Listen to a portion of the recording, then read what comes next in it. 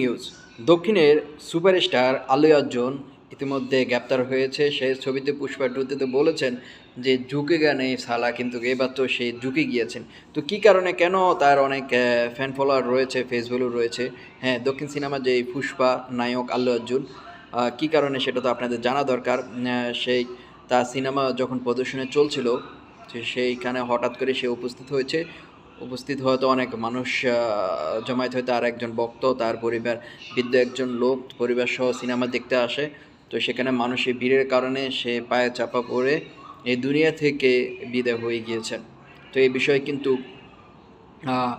আল্লু অর্জুন কিন্তু দুঃখ প্রকাশ করেছেন। 25 লাখ টাকা দেওয়ার ঘোষণা দিয়েছেন, মামলাটা উঠিয়ে নেওয়ার জন্য বলছেন, কিন্তু পুলিশে অভিযোগ নিয়ে করেছেন ওই ভুক্তভোগীরা। তো মামলাটা উঠিয়ে নেওয়া হয়নি। ইতিমধ্যে তাকে আটক করে কিন্তু জেলখানা নেওয়া হয়েছে। এটা বাস্তব জীবন।